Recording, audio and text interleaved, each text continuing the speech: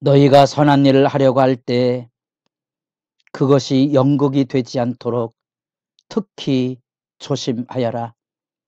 그것이 멋진 연극이 될 수 있을지는 몰라도 너희를 지으신 하나님은 박수를 보내지 않으실 것이다. 메시지 성경입니다.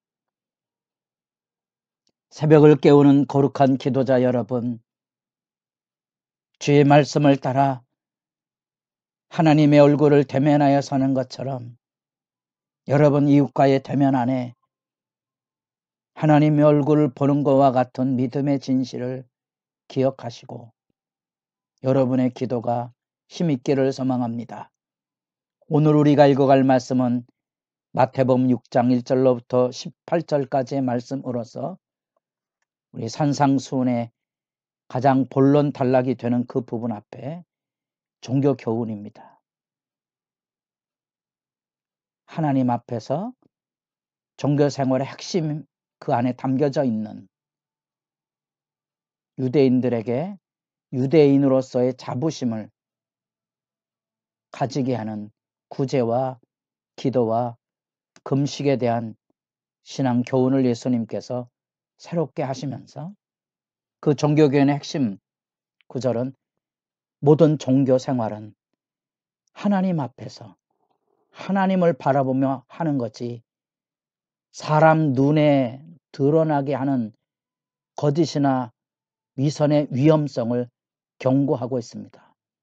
그런 점에서 사람에게 보이려고 그들 앞에서 너희 의를 행하지 않도록 주의하라. 유대인들은 자기 의로움으로써 이방인으로부터 구별된 종교적인 민족적인 자부심을 가지고 있습니다만 예수님은 그 의라는 말을 산상수훈에서도 강조하고 있는데 하나님 앞에서는 신앙 관계의 핵심을 의로 말하고 있는 겁니다. 하나님 말씀 앞에 바로 서라는 거죠. 그 말씀의 본 뜻을 예수님께서 가르치시며 왜곡되고 삐뚤어진 신앙생활에 위선을 걷어내시면서 정직하게 설 것을 가르치고 바로 그것이 바리새인보다 더 나은 의로움에 대한 이야기입니다. 그 의로움은 하나님 앞에 서는 거죠. 회개하고 천국이 여기 있음을 말하는 참된 사랑과 평화의 삶을 사는 그 길을 예수님께서 지금 일깨워 주고 있을 뿐 아니라 반복되는 상급에 대한 얘기, 너희 상을 이미 받았느니라.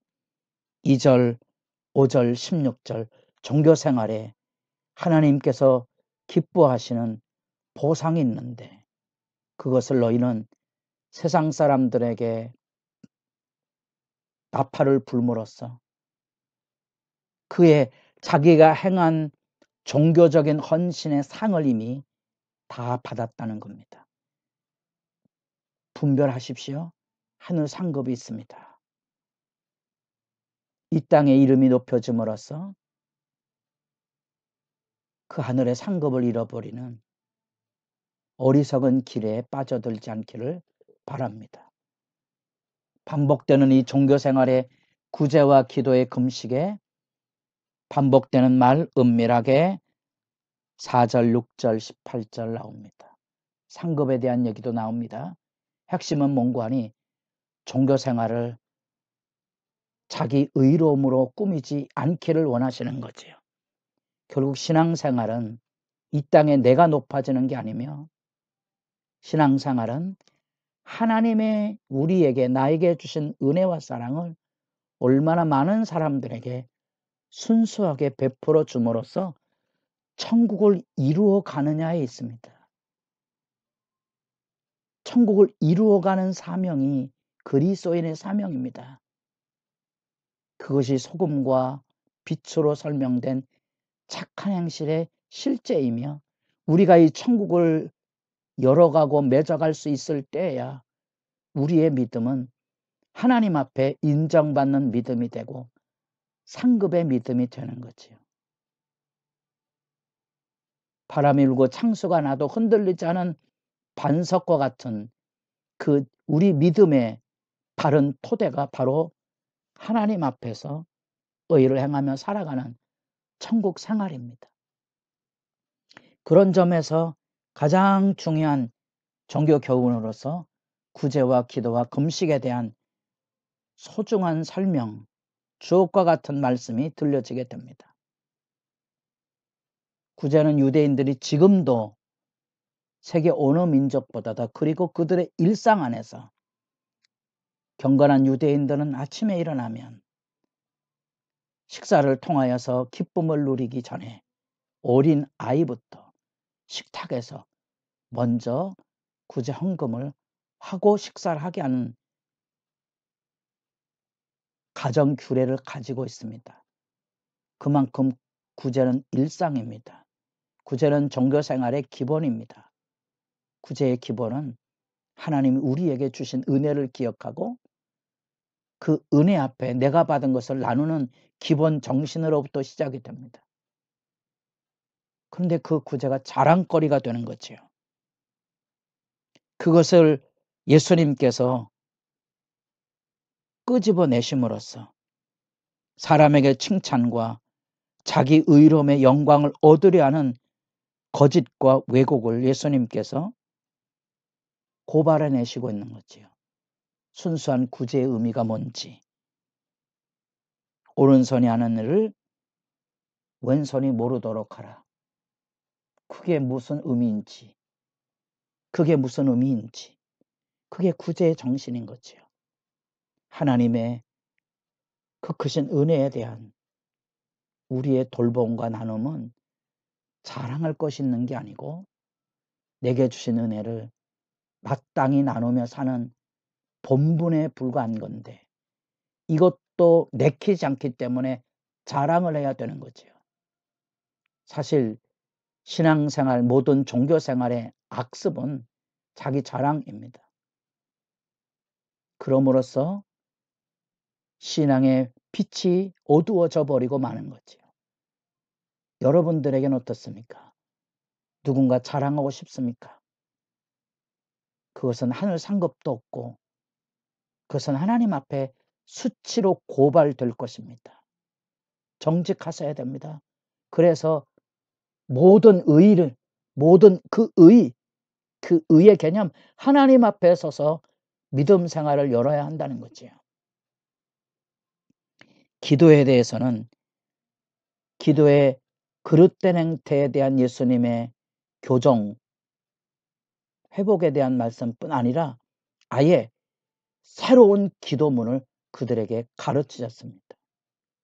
유대인들은 유대인들의 자기들의 기도문이 있습니다. 아예 예수님께서 완전한 기도문의 전복을 꾀하고 있는 겁니다. 새로운 기도의 모델을 예수님께서 제시해주고 있다는 사실입니다.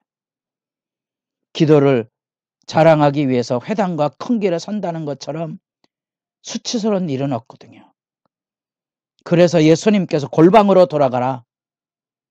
그리고 중언 부언, 어린이들이 말을 배울 때 반복되는, 또는 종교적으로 자기 지성이면 감천이라는 반복된 기도를 통하여 하나님을 움직이려고 하는 그릇된 기도 정신을 예수님께서 고발하시고 기도의 의미를 분명히 정립시켜 주십니다.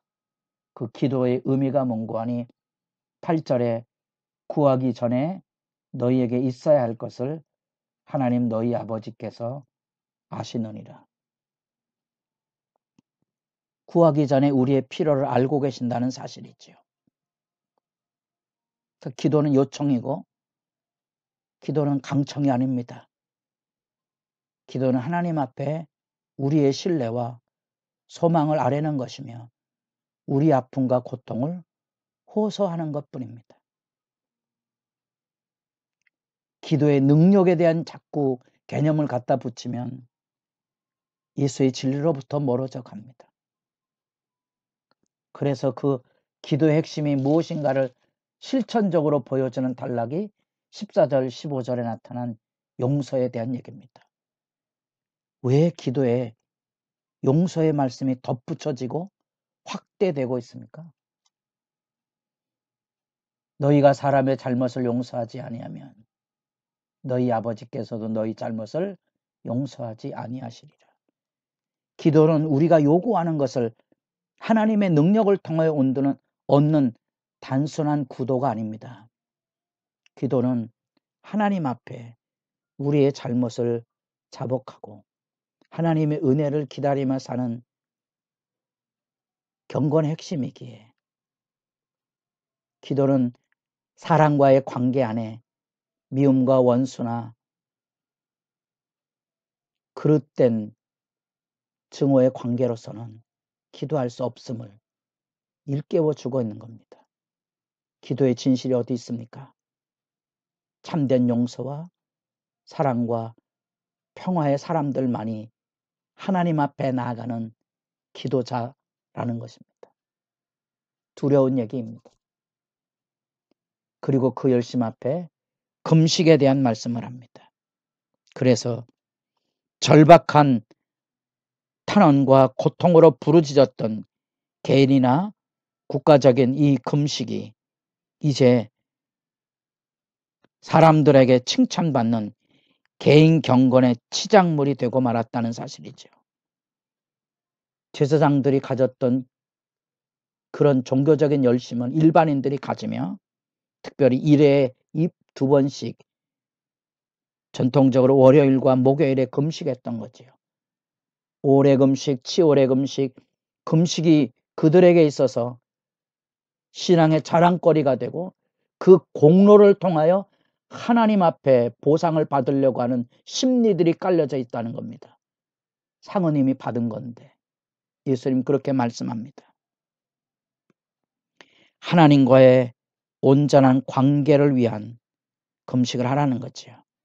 그렇다면 얼굴을 씻고 기름을 바르며 남에게 보이지 말고 은밀하게, 그러면 하나님께서 은밀한 중에 갚아주실 것을 가르치고 있습니다. 여러분 말씀 앞에 이런 바른 구제, 바른 기도, 바른 금식이 무엇인가를 물으시고 기도의 시간이 깊어져 가기를 바랍니다.